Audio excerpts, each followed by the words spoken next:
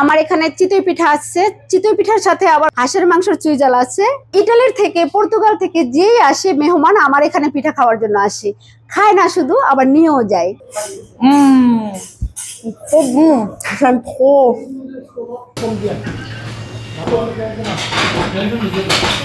সুইজাল দিয়া চিতল পিঠা খাইলাম। আমি যে একটা খাইছি সিলেট, আর এখন ইয়া প্যারিস খাইলাম। আমার কাছে খুব ভালো লাগে। আমি প্রায় প্রতিদিন ইয়া খাই এখানে মাঝে শীতল পিঠা, মাংস দিয়া, শুক্তো চাটনি দিয়া। আমার বন্ধুগুলো একলগে আইন নেব, এখানে ইয়ে করে খাই, দিয়ে খাই, খুব ভালো লাগে। জায়গায় বসে যে চিতই পিঠা খাচ্ছি, সত্যি কথা এটা কল্পনা করতে পারিনি। এটা আমাদের সৌভাগ্য। Oh là là, qu'est-ce que c'est délicieux ici. C'est délicieux, on mange trop bien. 2018-তে আমাদের ক্লাসিক ইন্ডিয়ান রেস্টুরেন্ট ছিল প্যারিসে। তা করোনার পরে ওটা তো ছেড়ে দিলাম। ছেড়ে দেওয়ার পরে অনেক রেস্টুরেন্ট খুঁজছি, খোঁজার পরে আর ওইভাবে করে আসলে প্যারিসের মধ্যে ভালো রেস্টুরেন্ট আর পাইনি। হঠাৎ করে একদিন এখানে রেস্টুরেন্টটা নিলাম। শিয়া বাটার ও ভিটামিনে সমৃদ্ধ লিলি বিউটি সোপ, তারুণ্যময় উজ্জ্বল ত্বকের জন্য। রিমার্ক নেওয়ার পরে দেখি যে ফাস্টফুড চালু করছি, পিৎজা, বার্গার, স্যান্ডউইচ এগুলো চালু করছি।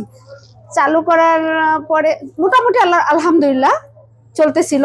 তো যখন আমি এখানে আসছি, কন্টিনিউ কাজ করতেছি, আবার মাথার ভিতরে ঢুকতেছে সবাই তো ফাস্টফুড করতেছে, মানে একটু ভিন্ন টাইপের কি করা যায়, মাথার ভিতরে ঢুকতেছিল যে বাঙালি আইটেম কি করা যায়, বিরিয়ানি এগুলো তো সবাই করে, নান টান এগুলো সব করতেছে।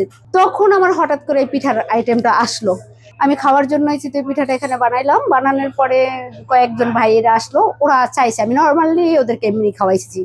দেখলাম না, ওরাই বলতেছে যে আপু আপনি এটা বানাতে পারেন, এটা তো অনেক ভালো। তখন শুধুই চিতই পিঠা। পরের দিন থেকে আমি মোটামুটি স্টার্ট করলাম যে চিতই পিঠা। চিতই পিঠার পরে থেকে আবার শীত আসার পরে বাবা পিঠাটা শুরু করলাম। বাবা পিঠার পরে আবার আমার ক্লায়েন্টরা বলতেছে অন্য কোনো পিঠা আরো কিছু করেন, পাটিসাপটা। এখন কন্টিনিউ আমি 3টা পিঠাই বানাই। শীতের জন্য করে অফ করে দিতে চাইছি, কোনো ক্লায়েন্ট এটা মানতেছে না। ওরা প্রতিদিনই আসে যে না পিঠা আমরা শুধু শীতে খাবো না, সব সময় খাবো। পরে শীতের না, এখন কন্টিনিউ 12 মাসেই চলতেছে আমার পিঠা আলহামদুলিল্লাহ। অনেক অনেক যারা অনেক সময় অনেকে বলে যে আমি 10 বছর পরে খেলাম, আমি 8 বছর পরে খেয়েছি, আমি 16 বছর পরে খেয়েছি, এটাই আমার আসলে ভালো লাগা। এটা আমি মানে নিজস্ব আইডিয়াতে করতে গিয়ে এখন পিঠা রেস্টুরেন্ট হয়ে গেছে। পিঠা রেস্টুরেন্ট নামে সবাই চেনে। অন্য দেশেরাও খায়, মানে অফিসিয়াল টাইমে দেখা যায় অন্যরা মাংস, পিঠা, তারপরে ভর্তাও খায়, এমনকি কি বলবো ভাপা খায়। পাটিসাপটা তো নর্মালি তারা মানে এটা খাওয়ার পরে ডেজার্ট হিসাবে খায়। আর এখন এই চিতই পিঠাটা সবাই খায়, এদেশেরা সবাই। আমার এখানে চিতই পিঠা আছে, চিতই পিঠার সাথে আবার হাঁসের মাংসের চুইঝাল আছে। এরপরে আবার ভাপা পিঠা তো আছে, ভাপা পিঠা, পাটিসাপটা। কিন্তু আমার ভবিষ্যৎ পরিকল্পনা হয়েছে যে এই বিদেশিরা যেন আমাদের কালচার এবং আমাদের এই পিঠাটা খুব সুন্দরভাবে চিনে, যে এটা একটা আমাদের ট্রেডিশনাল বাংলাদেশের জিনিস, এটা ওরা আমাদের মতো করে খেয়ে এনজয় করতে পারে। একজন লন্ডন থেকে আসছে এই 2-3 দিন আগে, উনি খেয়ে গেছে এবং পিঠা নিয়েও গেছে লন্ডনে। আবার পর্তুগাল থেকে একজন আসছে, উনিও এই একই সেম কাজ, উনি ওখান থেকে আমাকে ফোনও করে যে আমার হাতে পিঠা ওনার অনেক ভালো লাগছে।